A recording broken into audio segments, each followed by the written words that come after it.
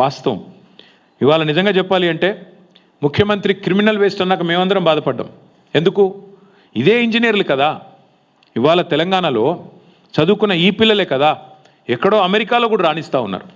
ఎక్కడో అమెరికాలో ఐటీ రంగంలో ఇవాళ మన పిల్లలు ప్రపంచాన్ని శాసిస్తూ ఉంటే ఆ ఇంజనీర్లను పట్టుకొని ఇవాళ తెలుగు రాష్ట్రాల పిల్లలందరూ హైదరాబాద్లో చదువుకున్న వాళ్ళు లక్షల మంది ఉన్నారు అమెరికాలో. వాళ్ళందరూ క్రిమినల్ వేస్టా? వాళ్ళు చదువుకున్న డిగ్రీలు నిష్ఫలమా? ఏది క్రిమినల్ వేస్టు? 89 కేసులు, అత్యధిక క్రిమినల్ కేసులు ఉన్న వ్యక్తిని ముఖ్యమంత్రి చేయడమే క్రిమినల్ వేస్ట్. అత్యధిక క్రిమినల్ కేసులున్న వ్యక్తిని ముఖ్యమంత్రి చేయడం కాంగ్రెస్ పార్టీ తీసుకున్న నిర్ణయం. That is criminal waste. అసలు క్రిమినల్ వేస్ట్ అంటే ఏంటి? రాహుల్ రేవంత్ కలిసి పంచిన గ్యారంటీ కార్డులు క్రిమినల్ వేస్ట్. రాహుల్ గాంధీ రేవంత్ రెడ్డి కలిసి ప్రకటించిన 13 డిక్లరేషన్లు, దట్ ఈస్ క్రిమినల్ వేస్ట్. కరువు టైంలో 100 టీఎంసీల నీళ్ళని కిందికి వదిలేయడం, దట్ ఈస్ క్రిమినల్ వేస్ట్. ప్రగతి భవన్ ఉండంగా రెండో Jubilee hills palace, body palace ఏదో కట్టాడు కదా 200 కోట్ల రూపాయలతో, దట్ ఈస్ క్రిమినల్ వేస్ట్. రాష్ట్రంలో గ్యారంటీలకు పైసలు లేవు, అమలు చేయడానికి డబ్బులు లేవు అంటూ బుకాయిస్తూ మరొక వైపు 200 కోట్లు ఖర్చు పెట్టి అందాల పోటీలు పెట్టడం, దట్ ఈస్ క్రిమినల్ వేస్ట్. అట్లాగే మెస్సీతో ఫుట్బాల్ మ్యాచ్ అని చెప్పి 100 కోట్లు తగలబెట్టడం, దట్ ఈస్ క్రిమినల్ వేస్ట్. కేవలం ఇవాళ బీఆర్ఎస్ నేతలను తిట్టడానికి, మా నాయకుడు కేసీఆర్ గారిని తిట్టడానికి మాత్రమే ప్రజల డబ్బుతో బహిరంగ సభలు పెట్టడం క్రిమినల్ వేస్ట్. అసలు రాష్ట్రానికి రేవంత్ రెడ్డి అనే ఒక సన్నాసిని ముఖ్యమంత్రి చేయడమే పెద్ద క్రిమినల్ వేస్ట్. ఇది వాస్తవం.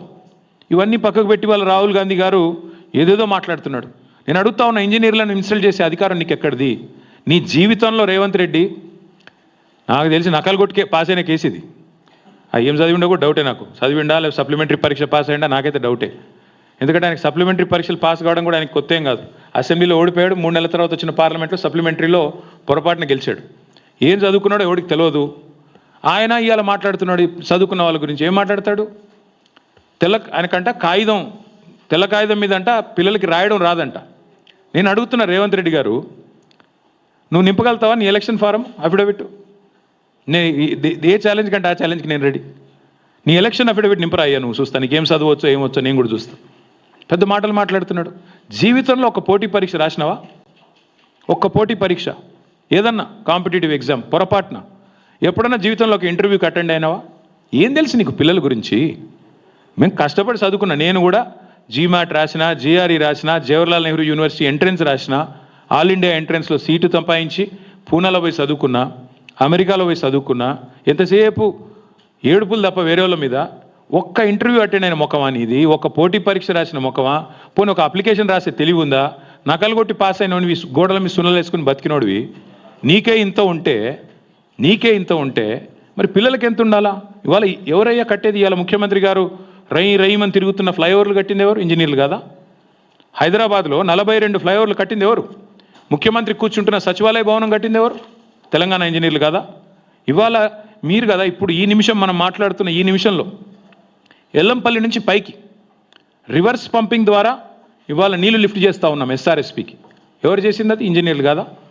ఏం మాట్లాడుతున్నాడు ముఖ్యమంత్రి? మీ వెనకాలే ఉంది ఇక్కడ మీరు కూర్చునే కమాండ్ కంట్రోల్ సెంటర్ కట్టింది ఇంజనీర్లు కదా.